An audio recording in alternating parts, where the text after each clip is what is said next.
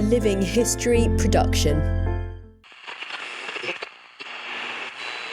This is the Living History Podcast, broadcasting live across the airwaves.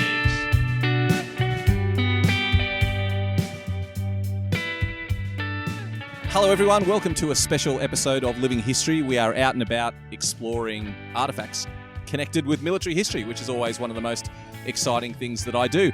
I'm here with Brad Manera from the Anzac Memorial in Hyde Park in Sydney. And Brad, we're standing in front of a gun. It looks naval, it looks roughly First World War era. Firstly, welcome onto the program. Secondly, what are we looking at? Thanks, Matt. That's worryingly perceptive of you. Yes, the grey is a bit of a giveaway, isn't it? I mean, we are on probably one of the busiest intersections in Sydney, and thousands, tens of thousands, perhaps millions of people pass this gun on a weekly basis. How many of them stop? And yet it's an extraordinary monument. It's a gun, you're right. It's a 10.5 centimetre German naval gun. It was recovered from the wreck of the German light cruiser Emden in January-February of 1915. On the 9th of November 1914, the Australians were off to the Great War. Our convoy had left Albany, and troop ships packed with infantry soldiers, defenceless troop ships, and halfway across the Indian Ocean, as they're passing within steaming distance of Cocos-Keeling Islands, the telegraph officer on the island sees a warship entering the lagoon, and he telegraphs the convoy saying unidentified warship approaching. Can I just ask a question here? The idea that there were German ships even in this part of the world at this stage, I mean, I don't think that's something most people would even think about. But wasn't the war off in Europe? What was even happening in this part of the world? It's extraordinary how much the world has changed in the last 100 years. During the First World War, the world was run from Europe. The great empires were seeking colonies, and Germany, having united in 1871, joined the race for colonies. And so one of their richest colonies was China. It wasn't a colony, it was mining concessions and ports in China. Their colonial holdings were a number of island groups in the Pacific, and that included the northern part of eastern New Guinea, then known as German New Guinea, as well as a number of islands in the Solomons, and so very close to Australia. We were immediately concerned when Australia promised to go to war beside Britain against the Germans in August 1914, and then realised that we had German colonial assets on our doorstep. We took them out in September 1914 with an emergency force called the Australian Naval and Military Expeditionary Force. But the big question mark in the Pacific was the unknown whereabouts of the German Pacific Fleet that had been based in Tsingtao in China. They took to sea after the declaration of war and scattered.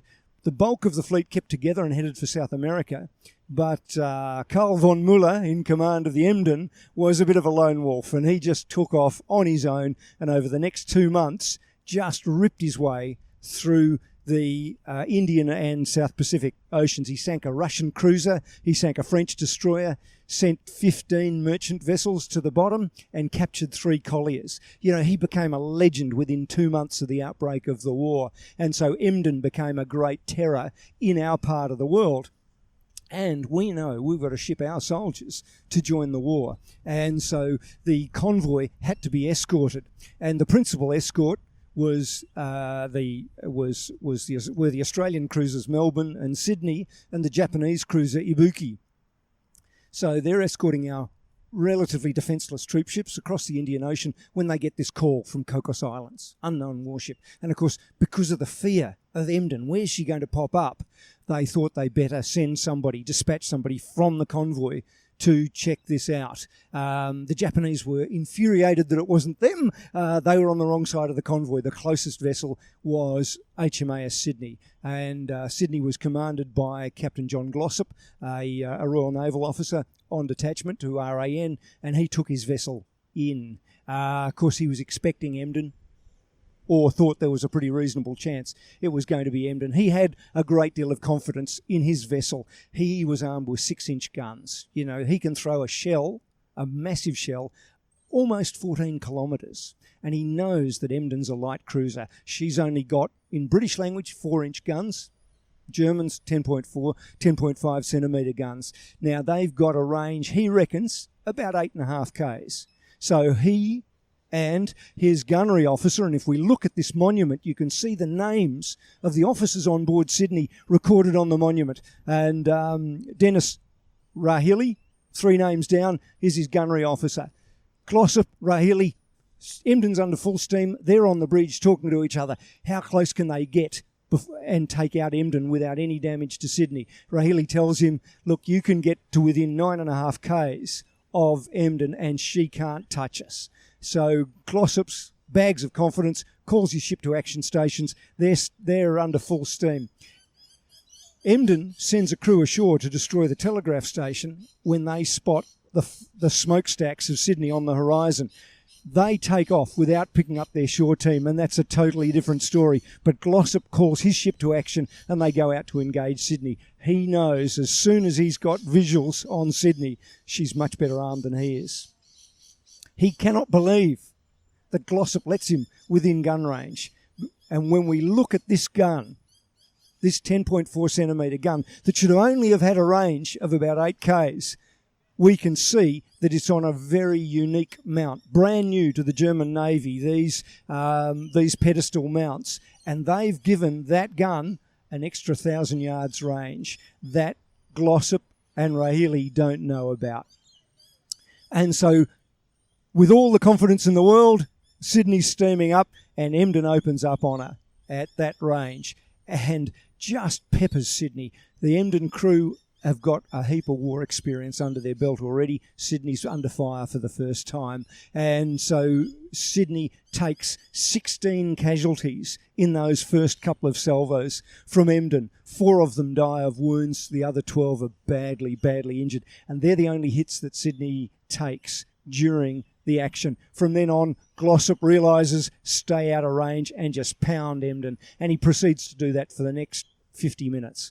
And Emden is just shot to pieces. She tries to escape, tries to get in close enough, and Sydney just keeps hitting her. Sets her on fire, really does a great deal of damage to that vessel. Everybody on board is dead or injured.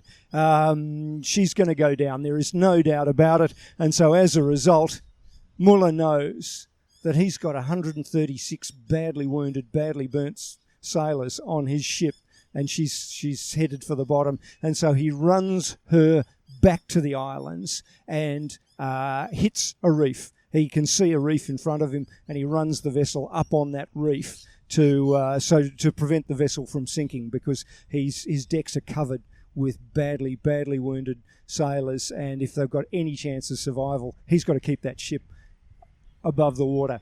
And he does that effectively.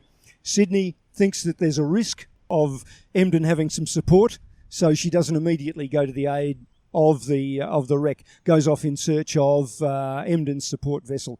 It finds that Emden is unsupported and so returns, and that's when we see 2 more names on this monument, Len Darby and Arthur Todd, the 2 surgeons, 25 and 26 years of age. These 2 kids, again, first time having to apply their surgical skills. And what they've got in front of them is 12 wounded Australians and 136 badly burnt, badly wounded German sailors, and very rudimentary tools. It's extraordinary that they are able to save anybody, but they do a remarkable job saving the lives of these German sailors and getting them back, and they end up at Holsworthy and eventually Trial Bay and Burke. So, a remarkable story.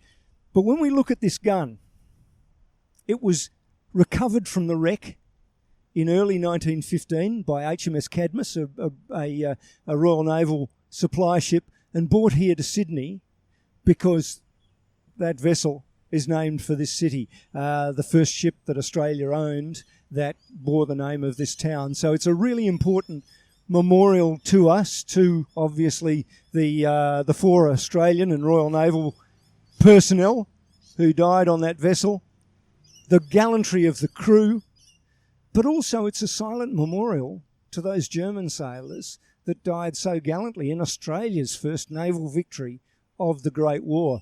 And you can see real damage on this gun. With the laying gear, the wheel has been sliced through cleanly, as if done by a gas axe. In fact, it was done by a piece of shrapnel from one of Sydney's shells. And the man standing behind that, the only survivor of that gun crew, was a bosun's mate named Joseph Rosinski. Rosinski had his left arm sliced off. He applied a tourniquet and went back to his gun. You know, his actions were seen by a member of Emden's crew, a crown prince of the Hohenzollern family, who was amazed and could not stop writing about the gallantry of this sailor. His dead mates blown to pieces around him, his arm hanging in tatters, stopping himself from bleeding to death with a tourniquet, but still fighting his gun. You know, it's a remarkable story, and he was blown overboard in the last shots of the action. Swam ashore to one of the islands and was recovered. But how tough was this bloke? He recovered, was patched up by Darby and Todd, and then returned to and spent the rest of the war in Australia as a prisoner. I believe his descendants are still alive, living in South Africa. So a remarkable piece of Australian naval history, and it was unveiled here in December of 1917 by Glossop, who by that stage was on a shore posting, and he unveiled this gun as part of the campaign to encourage Australians to vote for conscription during the First World War. So there's a political backstory to this remarkable object. Not only a monument to our first naval victory of the brand new Royal Australian Navy, a tribute to gallant sailors in 1914, but also a little bit of politics in domestic Australia back in 1917. Brad, I can't help but notice the position of this memorial on the corner of one of the busiest intersections in Sydney. It's mere steps away from, I know that the Anzac Memorial wasn't there when the gun was unveiled, but they obviously intended this, some sort of wonderful memorial here. The story of the Sydney and Emden has sort of slipped through the cracks of history a little bit, but really it deserves to be much better known, doesn't it? I mean, the first naval victory, obviously when they put this gun here, it was a triumph, a celebration to celebrate this great victory. Was it a story that was known and loved during the time of the war and in the post-war years and has fallen through the cracks of history a little bit? Yeah, history's a challenge, isn't it? I mean, how you can't remember everything. And I suppose when you've got battles like those in Belgium in the second half of 1917, where 38,000 members of the AIF are killed or injured in a matter of 4 months, the fact that 4 dead and 12 wounded in our first naval victory, as you say, can tend to be overlooked. 26,000 casualties on the Somme in a matter of months in 1916. So the story in general of the Royal Australian Navy in the Great War, I think, has been overlooked. And Sydney goes on later in the war to fight the first sea-to-air battle in world history when the Sydney takes on a Zeppelin. Sydney also ends up launching a biplane. So there's a whole range of firsts for the Royal Australian Navy and for this ship in particular. And so, as you say, remembering that is probably has fallen to a few enthusiasts rather than to the general public. But here in Hyde Park, it's on Sydney's doorstep. We just got to encourage people to look around this town. We're telling this amazing story, this incredible chapter of history, but we're telling it because there's an artifact here. I mean, as a curator of museums, as a historian yourself, does this speak to you about why it's important to preserve artifacts? I mean, we wouldn't be telling this story if we were sitting in a library in front of a dusty book. There's an object here that we can look at and see the damage done to it. Is this a great example of why we need to preserve these historic artifacts?